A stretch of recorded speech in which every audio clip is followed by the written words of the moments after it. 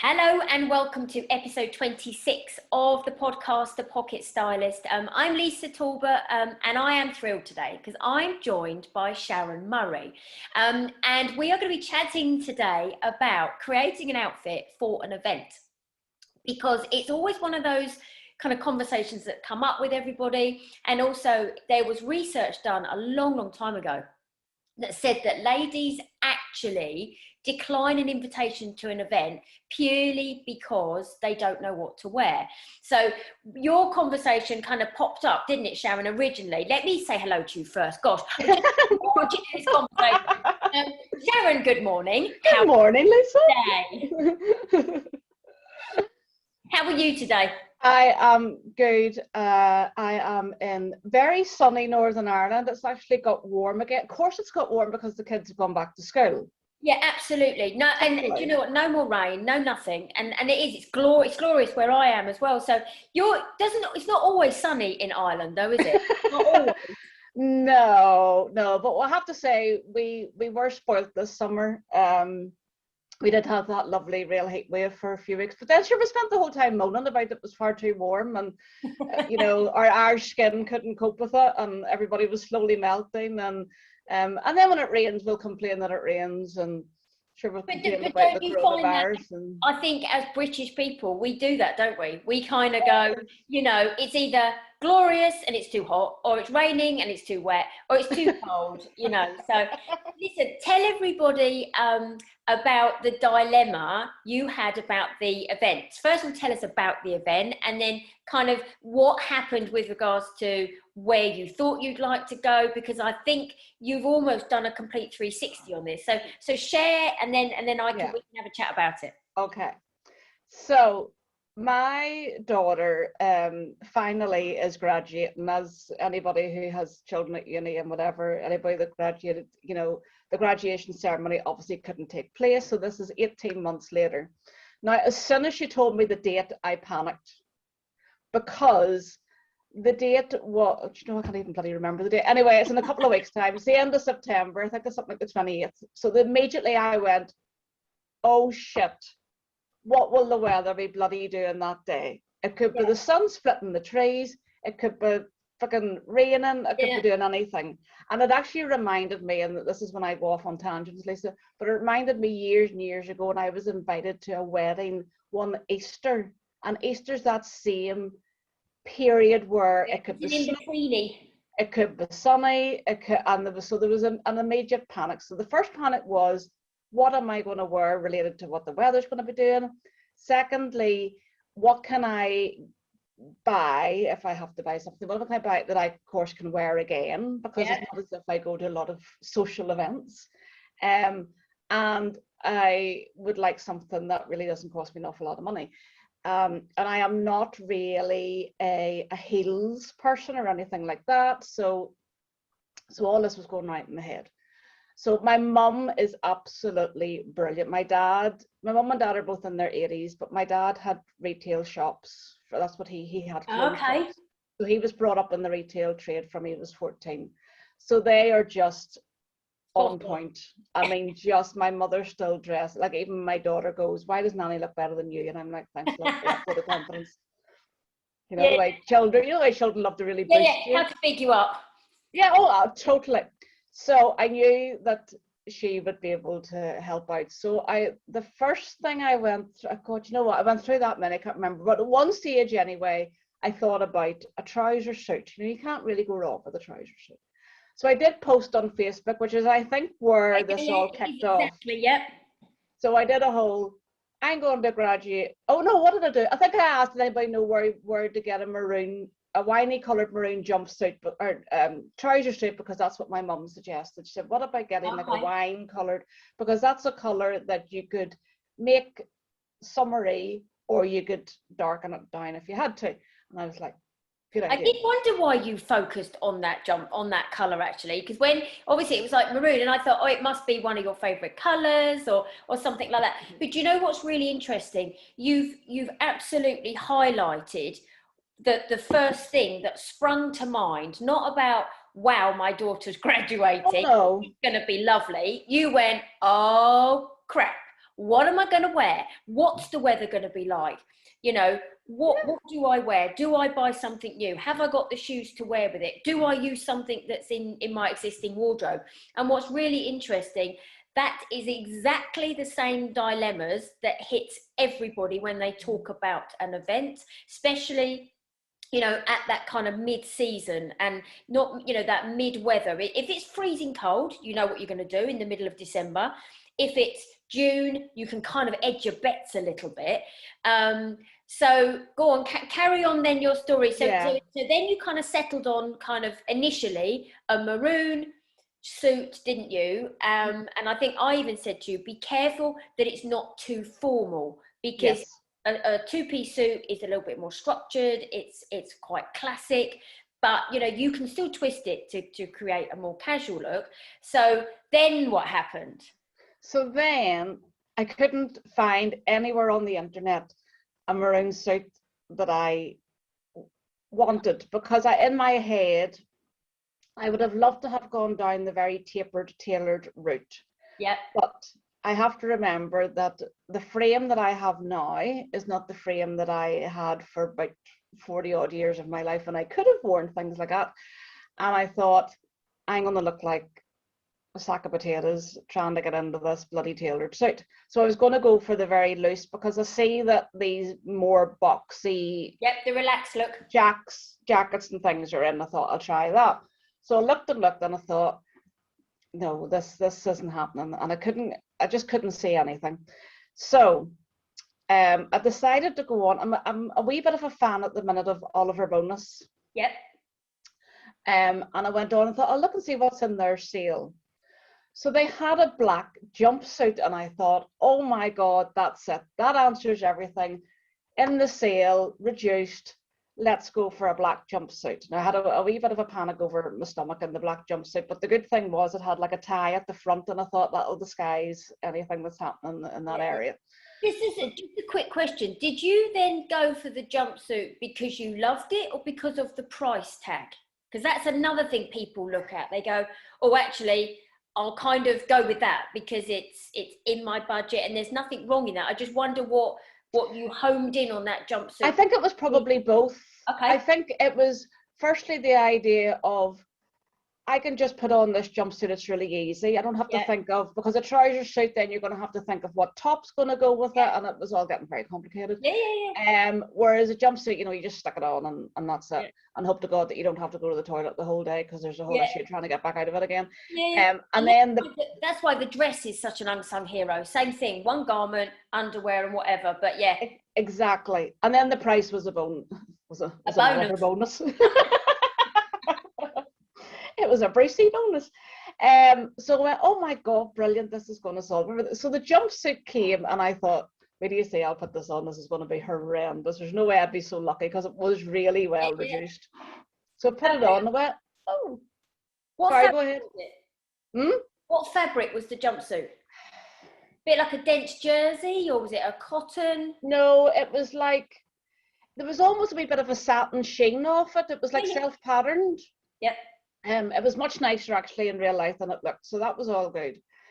So I put it on, and I went, oh, it just needs about 3 foot taken off the legs, of course, but other than that, we're all good. Now, the problem was, I couldn't get the back of it buttoned to fully see what it was, because it was done with these 2 wee buttons. And there was no way I could reach around, and there's nobody else in my son, but at 18, I don't think he wants to button up his mother's bloody back. So that was okay. So I thought, oh, we're good. And then I started looking up shoes, and I was sort of having a bit of an issue because I don't do heels. And so I thought maybe a wee ankle boot. And I panicked it was going to be very warm. But anyway, that we're all good. So I brought the jumpsuit down at the weekend to my mum, because she's really good at stitching. So I said, could you pin this up, you know, for the legs? So I put it on. That was fine. Oh, Lisa, it all went badly wrong. Anyway, I said, obviously you need to button up the back, because that'll affect the length of the leg. You know, it'll affect the whole way. How it sits. So she went to button up the back, and she said, this doesn't reach. Oh, no.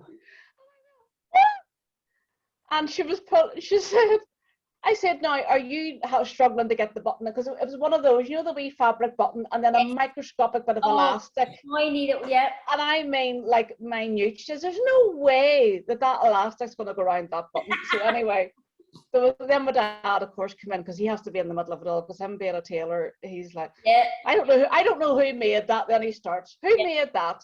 Look at the shape of that. Blah blah blah blah. So anyway, I said, Mummy, does it not fit?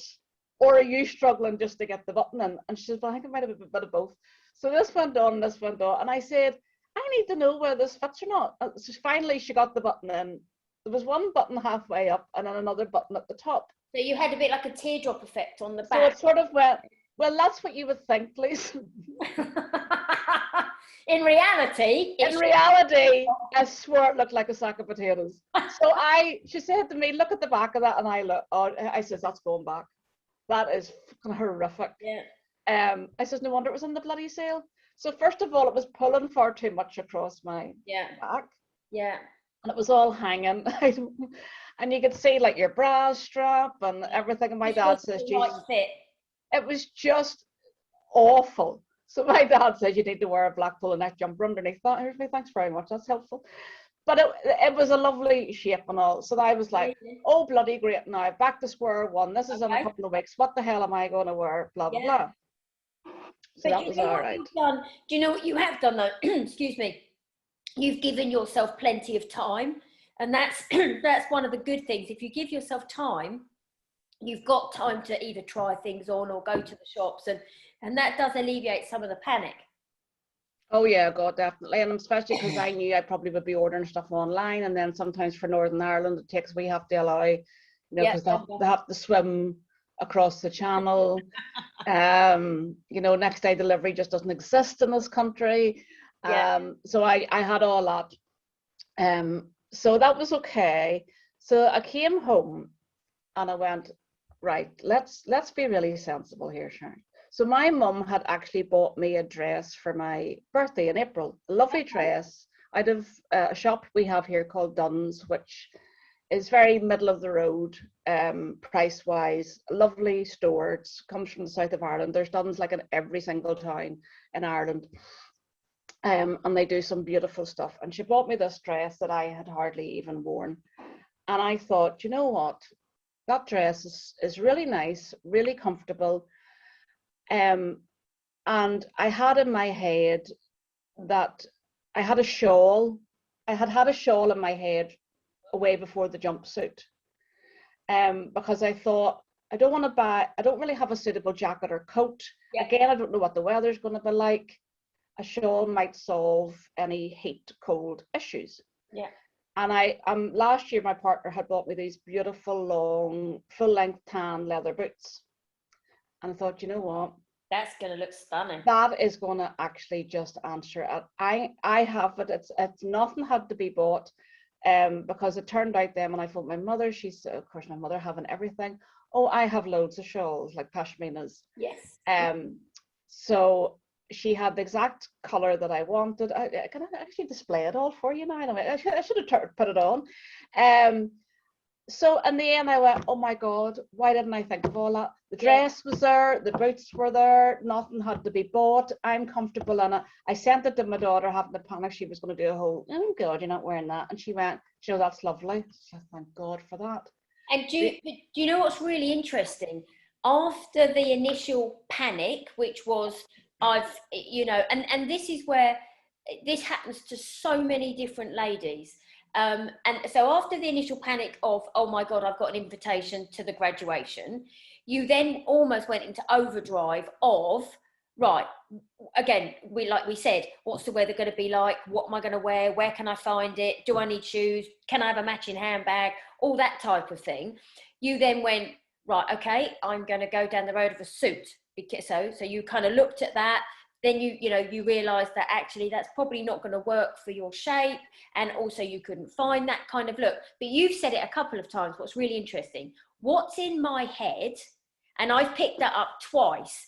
And what's really interesting, we all do it. What's in our head is what we want. And then what happens is when you then go looking online or you go shopping, you can't find what's in your head, because sometimes that doesn't exist, because what you're wanting just isn't out there. It's not maybe on trend this season, the colour's not around this season, so you're going to struggle to find it. So again, what's in your head doesn't always work. But what you did, and lots of ladies you know, can do, is they can just open their mind a little bit and go, okay, what else could I do?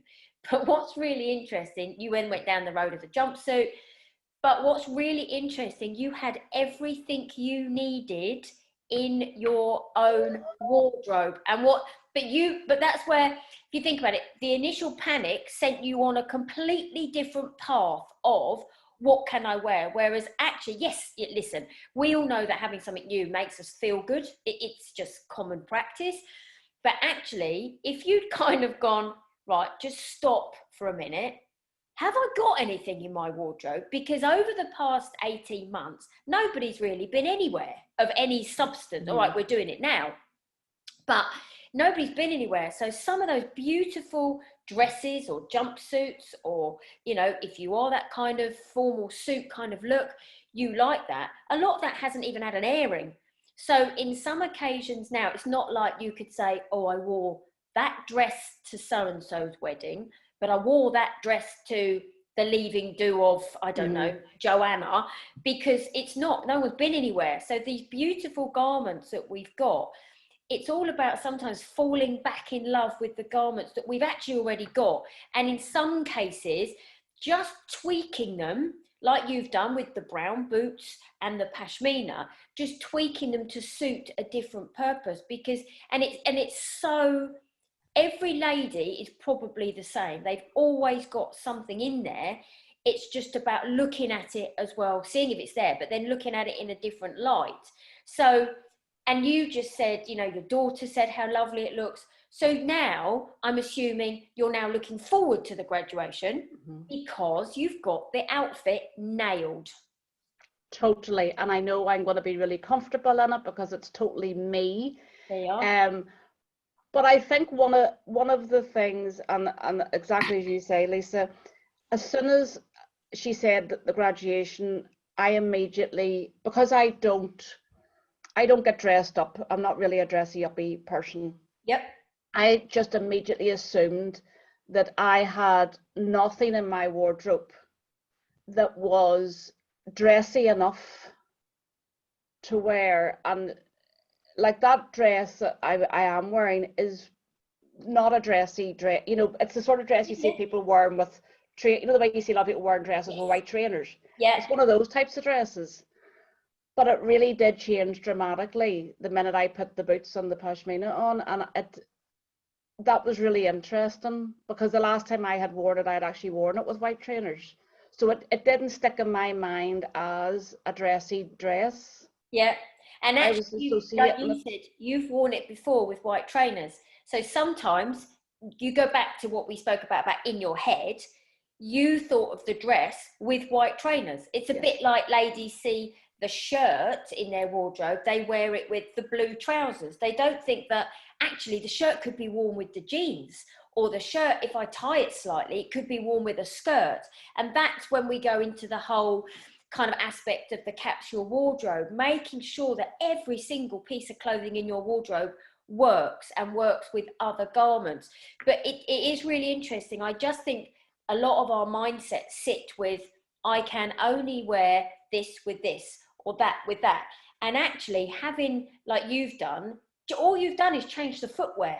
You haven't changed anything else. You haven't added a belt to it. You haven't changed the necklace, which you can do. But all you've done is change the footwear, and you've completely changed the dynamic of the outfit, which is brilliant, because then you also know that next summer you might wear that dress with a sandal, or during the winter now, actually a dress, if you think about it now, the dress that you might have written off for winter, you're now thinking, oh, actually, I could wear that dress in the winter with a pair of tights and a boot, and I can add in a jacket or a cardigan, or I could overlay a knit over the top of it. So now you've got a dress that's going to see you into another season, which you might not have necessarily done. Yeah. And my parting words to my mother was, would you be looking this pashmina back again? And she went, yes. Because that tends to happen, that things come from my mother's house and then they don't just quite make it back to my mother's house again, because she's a brilliant style. You know, my daughter's gone off to school this morning, first day back at, you know, year 13, and she wafted down the stairs in one of my shirts. And I'm thinking, that's my shirt. She said, I don't have a shirt. You've got hundreds of shirts. And that's my passion. I love a shirt. So, because it elevates anything, whether it's jeans or a jogger or anything. Yeah. And that, I'm hoping, will make its way back into my wardrobe. But it's so true though, isn't it? So if you take actually what, you know, the whole conversation started with, it was that whole, you got the invitation for something and the mind just goes, oh, panic. But you've done that whole 360. You've given yourself you gave yourself the time to almost have that panic in. Yeah. But actually you've tried other things. But initially what almost I suppose you could have done is gone, before you started the panic of buy something new, gone, hang on a minute, before I do that, let's have a look in my wardrobe to see what I've got. I think if I had done that and looked at the dress, part of me still would have wondered, was there something better? I think I had to go through that process to realize that actually there was nothing. You know, it's a bit like you go out shopping and you see a pair of shoes in the first shop and you go, but no, I have to go to the other 20 shops to convince myself that I'm going to come back to that first shop anyway and buy those shoes. Yeah. I think I had to go through that process to come back and go, actually, yeah, that was the right decision. Yeah. And you know what, you did it the opposite way, but other ladies might do it the other way to you, like look in the wardrobe and think, yeah, I could wear that, but what is out there? Mm. But they've also got that little dress or jumpsuit or whatever in their mind going, in the back. You could wear me. You know, because it's true. And that's why people find sometimes shopping, you know, really difficult, because what's in their head is not necessarily what they look for. If you think about it, people say, don't they, if you've got, I don't know, a purse full of money and you go out, you'll find nothing, because you're thinking, oh, what can I buy? I've got the money, I'm going to do this. When we don't have maybe the wad of money in our wallet, for example, we go, oh, I want that. Oh my goodness, I really want that shirt. Oh my goodness. And actually it's a very similar thing. And sometimes you have to just change the way you think to, I'm going to go out shopping, especially if we're talking clothes and accessories and shoes. Yeah. I'm going to go out shopping and go, I'm just going to go and see what's there. Because actually, if you go out with, oh, I want a pair of black trousers, guaranteed you won't come home with a pair of black trousers. You'll come home with a pair of shoes. Because the shoes are easy, the black trousers were really hard to find. Yeah. You know, so it's such an interesting conversation, because you know, you are so not alone. And now you can see, can't you, when they did that research, that actually it's absolutely true that, you know, people will decline an invitation, you know, and listen, I'm no different to anyone else. You know, we've got an event in December in London, and I'm already thinking, right, okay, what can I wear to that in December? Because I feel the cold, but then I also feel the heat every now and again. So I have to think, right, hang on a minute. Whereas before I would just know that I'm always cold. Now I have to think, okay, so what fabrics am I going to use? How am I going to use it? So you can start the thought process off rather than getting into that. So are you now looking forward to the event? Yes, I am. My next panic now, you see, is what am I going to wear to the expo? Now, obviously, the listeners who are listening to this lovely podcast today, they won't know about the expo, which I know about and you know about. So come on, share with everybody what the expo is. So the expo is the International Midlife Women in Business Expo. It'll takes place virtually on the 21st of October. There are 4 of us, myself, Maura Doherty, Denise Ferguson, Nicola Toner, who have come together and created this expo in celebration of International Midlife Women in Business Day, which will be celebrated every single year on the 21st of October. And it's going to be absolutely amazing. We have some incredible speakers, and stands and sponsors, and it's going to be an incredible day celebrating women in business over 40. And one of the really key things is we want to change society's perception of midlife women. So that's that little spiel about that. But my panic is the 4 of us are going to be together in person in London on the day. Now, my worry, and I have done skills around presentations before, is I get that whole red heat flash thing. So I've always been told to wear things that slightly come up to cover that. Now, as I've got older, I don't know if that materializes just as much, but I know the whole hot flush thing could start to rise. So I'm just wondering, because we're going to be in a hotel with the heat on, not sure where I'm going to go with that. Yeah, but then that could just be about using the fabrics. I mean, it could be that you had a top that is made of bamboo, or it could be that you go with more of a very natural cotton. You know, it's probably going to be, if you're worrying about heat, don't go for something like a polyester, because potentially, you know, it's going to hold the heat.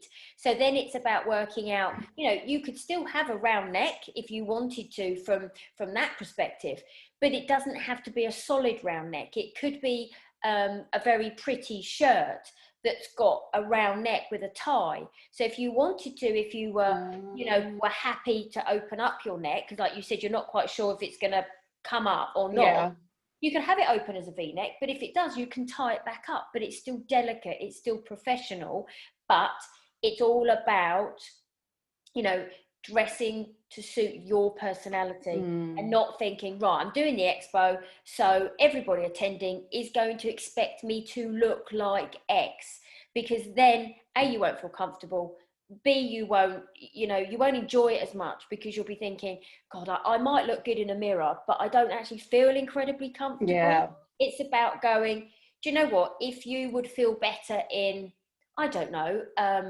let's go for a t-shirt style top with a blazer and a pair of wide leg trousers in a different color, or go for a monochromatic look, then go with that. Don't feel that you have to, you know, be anybody. It goes back to women in midlife, doesn't it? It goes back to being who you are, who we are, and represent it in that way. And you'll find all 4 of you will all dress differently, because you're all different personalities.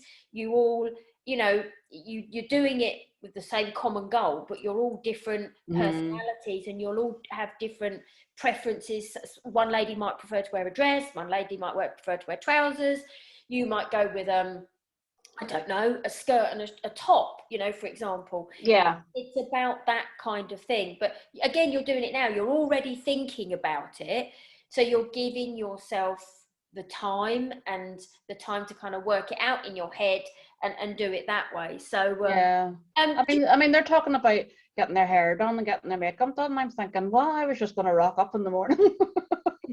Yeah, but again, I suppose it depends on you as a person, doesn't it? You know, we everybody's different, and at the end of the day, I think when we talk women in midlife, it's an incredibly exciting time, because I think as you get older, you become more confident. You do, in the majority, become more confident, because you don't really care as much as you did when you were 20. Correct. Because you're stronger as a person. You might have, you know, don't you ever listen? My mum used to say to me, and still does, when I was younger, if I knew now what I knew then, and you know, if I knew then what I know now, it's a very different ball game. And I think life experiences teach us to be more resilient. They teach us to be stronger, because we might have gone through the knocks, whatever it be, whether it be, I don't know, marriage, divorce, illness, a bereavement,